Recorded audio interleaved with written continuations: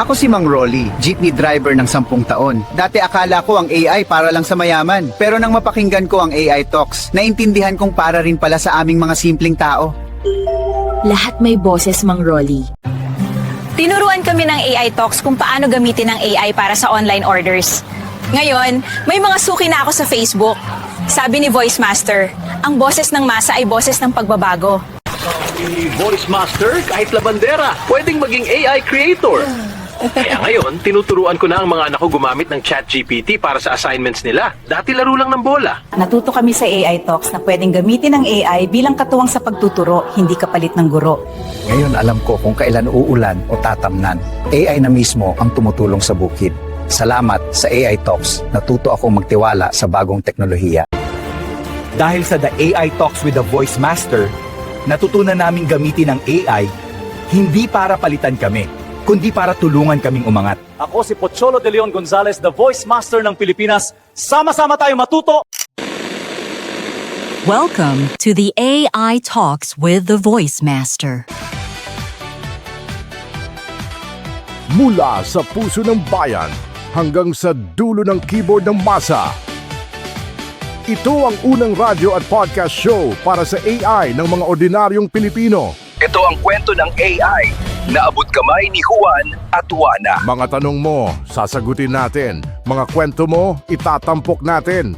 Dito, ang AI hindi lang para sa techie, kundi para sa tagakanto, guro, estudyante, OFW at bawat Juan at Juana.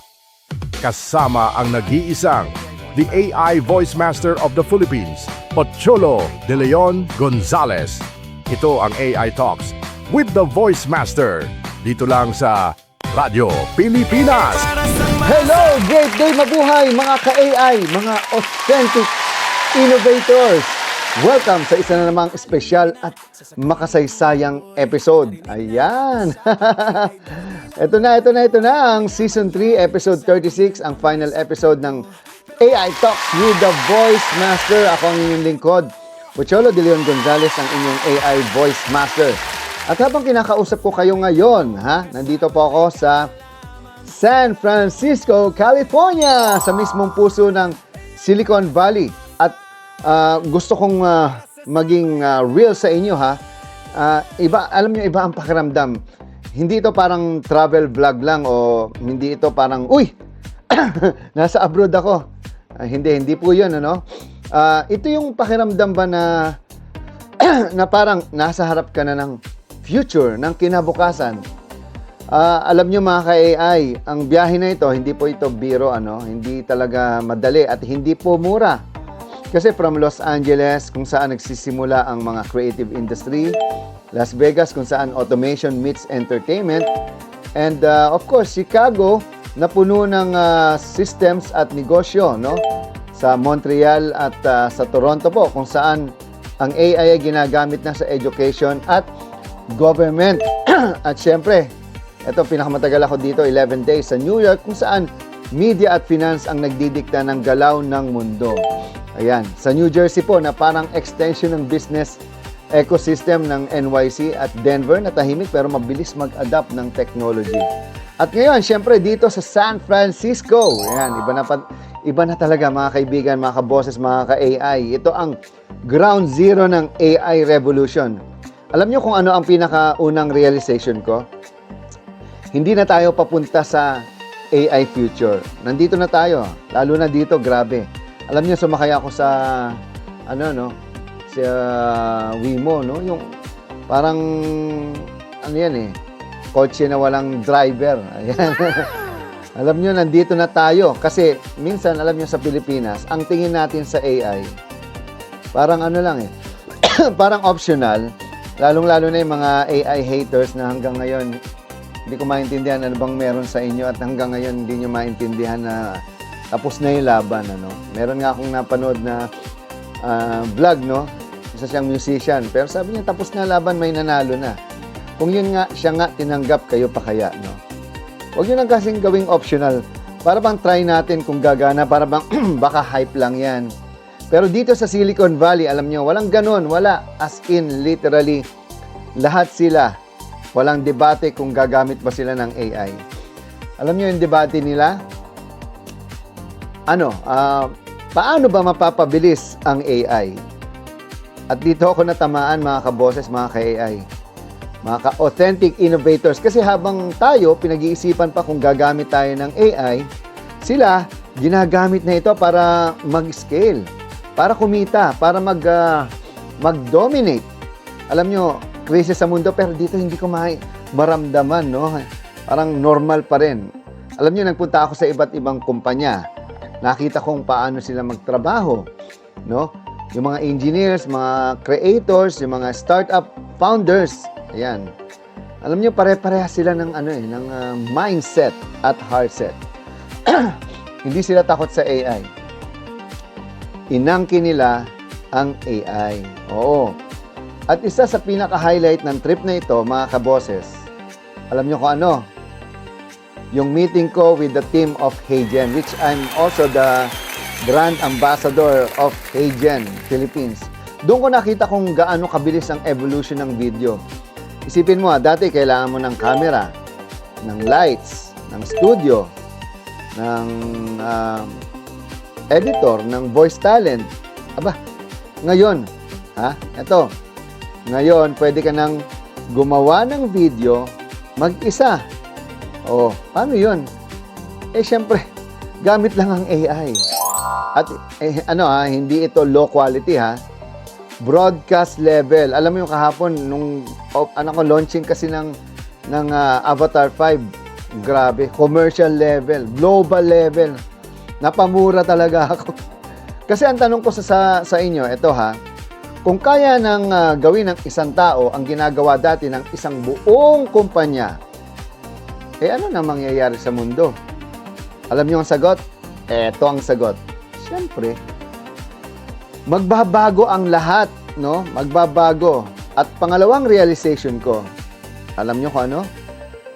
Speed is everything. Alam niyo dito sa San Francisco, grabe yung parang spider web yung mga mga daan. Alam niyo mga ka-AI sa Pilipinas, minsan proud pa tayo kapag natapos natin ang project in a week. Alam niyo dito sa Amerika, lalo na dito sa Silicon Valley na nagko-compete sila, 1 week, mabagal na yun. Dito, ang bilis ng execution. Idea ngayon, prototype mamaya, launching na bukas. Wow! Grabe talaga. Ganun po, opo, ganun kabilis. At dito ko na-realize na hindi sapat na magaling ka lang. No? Hindi pwede yung magaling ako eh. Alam nyo, kailangan mabilis ka, adaptive ka. At ang pangatlong realization ko, alam nyo kung ano? Ito ang medyo nakakagising. The rise of the one-person army. Katulad ko, itong programa na ito, one-person army lang to. Isang tao. May laptop, may internet, may AI tools. At syempre, dahil nasa Amerika ako, may tumutulong sa akin sa Pilipinas. Pero again, ako lang mag-isa to. Kaya niyang gawin ang trabaho ng 10, minsan 20 pa. Content creator ka, AI ang editor mo. Voice talent ka, AI ang assistant mo. Entrepreneur ka, negosyante ka, AI ang marketing team mo. Oo. Kaya kung dati kailangan mo ng malaking team para mag-start ng negosyo, ngayon pwede ka nang magsimula. Pwede nang, alam mo yun, hindi mo kailangan ng tao. Ikaw lang. Pero ito yung catch, no? Ito yung tatandaan nyo. Hindi lahat makikinabang. Okay? Kaya maraming haters eh. Sila yung unang tinatamaan. Yung marunong, yung willing matuto, yung mabilis mag-adapt. Tandaan nyo, mag-adapt, mabilis. Sila ang aangat. Oo, tama yon. Yung ayaw magbago, yung mga haters forever at gumagawa pa ng mga workshop, naku, sila yung maiiwan. At ito ang pinakamasakit, pero ang pinaka-importanting realization ko, mga ka-AI. Alam niyo kung ano? Sa dami ng AI tools sa mundo, kulang ang Pilipino. Kulang ang Filipino voice datasets. Naku, kung hindi pa dahil sa akin, walang datasets na yan. Kulang ang Filipino content, kulang ang Filipino representation. At alam niyo kung bakit? Hindi dahil hindi tayo magaling. Kung hindi, dahil hindi tayo present. No, wala. Kaya ako, hindi lang ako pumunta dito sa Silicon Valley, dito sa San Francisco, California para matuto. Pumunta ako dito para maipaalala sa sarili ko at ipaalala sa buong mundo na ang Pilipino may boses. Okay? Tandaan nyo. May boses ang Pilipino at kung gusto kong dalhin ang boses na yan sa AI, no? Sa AI. Ngayon, pag-usapan natin, no? Ano ba ang ibig sabihin nito para sa ordinaryong Pilipino? Ordinaryo, yung mga mamamayan, yan, mga naghihirap na mga mamamayan natin. Hindi CEO, hindi tech expert, kundi ikaw. Ikaw, mahal ang gasolina ngayon, di ba? Magkano lang sahod mo? Unang opportunity, digital OFW. Wow, bago yun digital OFW. Dati, para kumita ka ng dolyar, kailangan mong umalis ng Pilipinas. Kailangan mong mag-abroad, kailangan mong umalis ng bansa. Kailangan mong tiisin ng pamilya na malayo sa kanila, malayo sa mga mahal mo sa buhay. Pero ngayon pwede ka nang kumita ng dolyar. Wow! Paano yon? Habang nasa bahay ka, gamit ang AI, pwede na yung mga voice work, content creation, video editing, AI services. Alam nyo, global ang market, napakalaki. At ang pera nasa ibang bansa, wala sa Pilipinas. Kaya ninanakaw ng mga... Pangalawa, small businesses. Yung tindahan mo, yung negosyo mo, abay, hindi na kailangan maliit lang.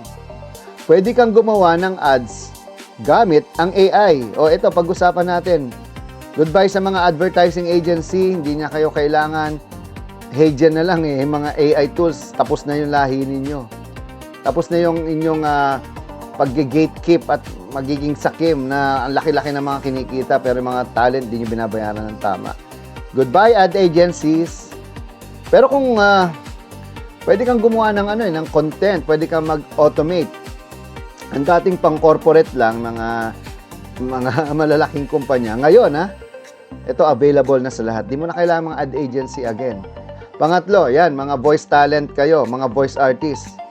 Mga kaibigan ko yan. No? At iba, mga kaibigan kong kunwaring kaibigan.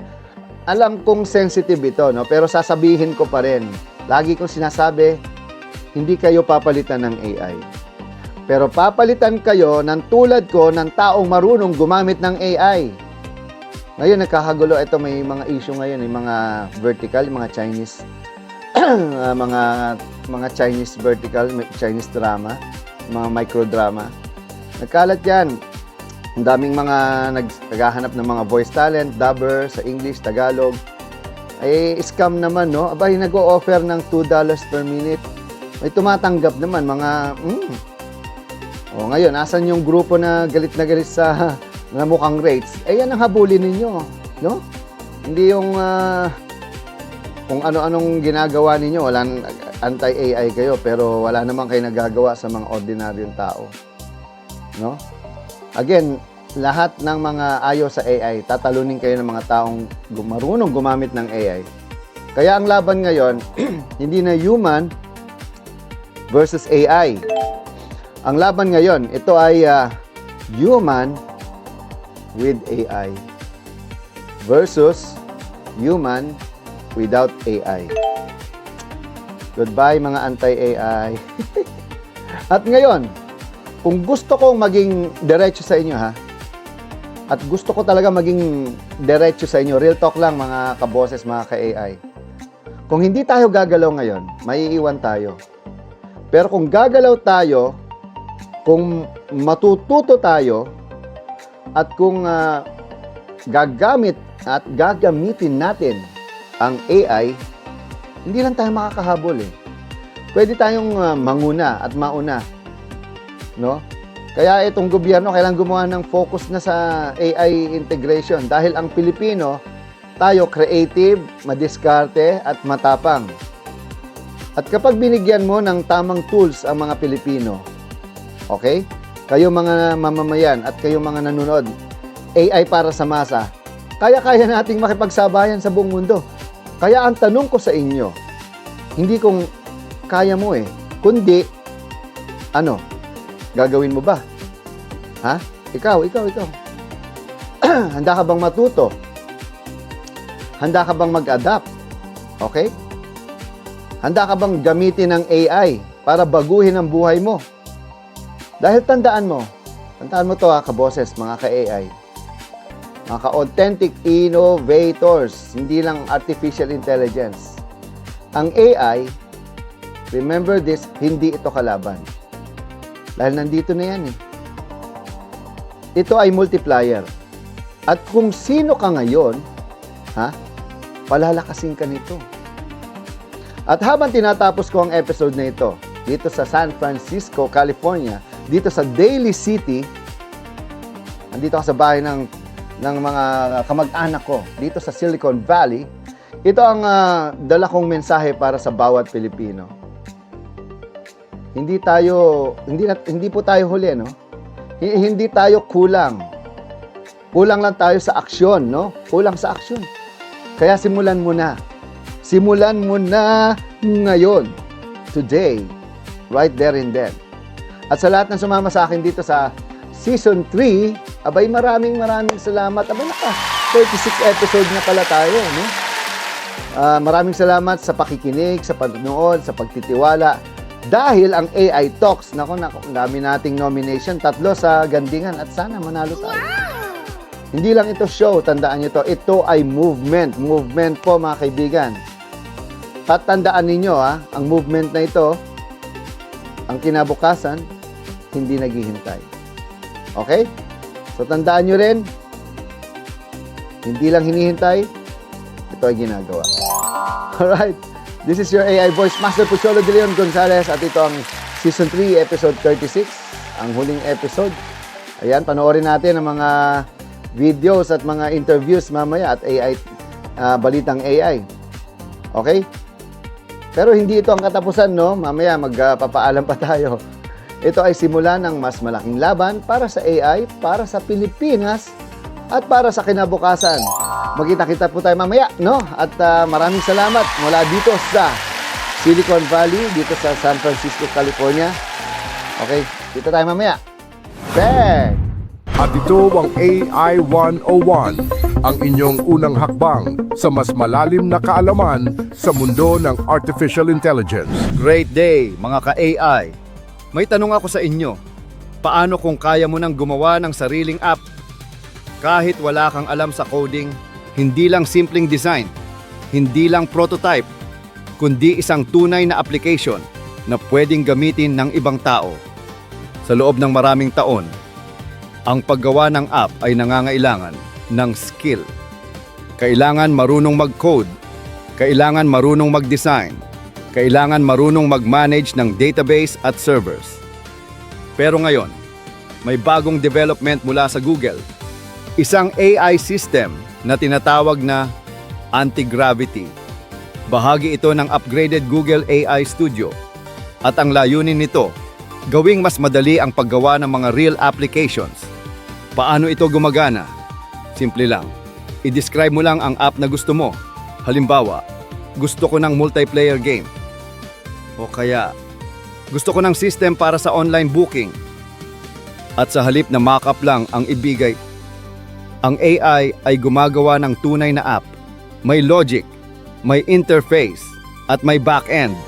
Dito nagiging interesting ang anti-gravity. Hindi lang ito nagde-design, ito ay nagde-develop. Isa sa pinakamalaking upgrade, ang kakayahan nitong gumawa ng real-time applications. Ibig sabihin, apps na sabay-sabay ginagamit ng maraming tao.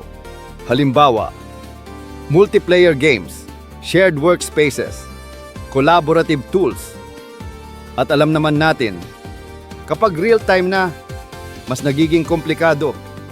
Kailangan ng data syncing, kailangan ng database, kailangan ng authentication. Pero sa anti-gravity, kaya nitong i-detect kung ano ang kailangan ng app. At kapag in-approve mo, automatic nitong isa-set up ang back-end gamit ang Firebase. Storage, login system, user management, lahat naka-ready na. Bukod dito, kaya rin nitong mag-integrate ng modern web tools para mas maging maayos ang design ng app, mas smooth ang animation, Mas malinis ang interface. Ibig sabihin, hindi lang functional, kundi presentable rin ang output. Isa pang mahalagang feature, ang paggamit ng API keys. Kapag kailangan ng app ng external service, tulad ng payments o maps, kaya itong i-handle ng AI at ini-store ito sa secure environment. Ibig sabihin, habang lumalakas ang AI, mas nagiging importante rin ang security. At hindi lang dito nagtatapos. Ang system ay may memory. Kapag binalikan mo ang project mo, hindi ito mawawala. Natatandaan ng AI ang buong context. Mas accurate ang edits. Mas tuloy-tuloy ang workflow. Sinusuportahan din nito ang mga modern frameworks tulad ng React at Next.js. Ibig sabihin, ang output ay mas malapit sa production-ready apps. Sa isang demo, nakagawa ang sistem ng multiplayer laser tag game mula lamang sa isang prompt. Ipinapakita nito na ang AI ay hindi na limitado sa simpleng tools. Samantala, may isa pang development mula rin sa Google. Ang kanilang AI na Gemini ay maaaring magkaroon ng sariling app sa Mac. Kapag nangyari ito, ang AI ay hindi na lang website. Ito ay magiging bahagi ng inyong computer. Maaaring makatulong ito sa pag-manage ng files, pag-organize ng tasks, at pag-automate ng daily work. Ibig sabihin, mula sa simpleng chatbot, ang AI ay nagiging productivity partner. At hindi lang yon. May isa pang update na tinatawag na Colab MCP. Isang system na nagbibigay kakayahan sa AI agents na gamitin ang Google Colab. Dati, ang AI ay nagbibigay lang ng code. Ikaw ang magpapatakbo. Ngayon, kaya na ng AI na gumawa, mag-edit at mag-run ng code mag-isa. Parang may sarili itong working environment. Isang assistant na hindi lang nagsasabi, kundi gumagawa. Kung pagsasamahin natin ang lahat ng ito, AI na gumagawa ng apps, AI na nagiging bahagi ng operating system, at AI na kayang mag-execute ng code, isang bagay ang malinaw. Ang artificial intelligence ay hindi na lamang tagatulong. Ito ay nagiging builder. Kaya ang tanong ngayon ay hindi, kaya bang gumawa ng app ng AI? Ang mas mahalagang tanong ay, ano ang gagawin mo kapag kaya mo nang gumawa ng kahit anong system sa pamamagitan ng AI?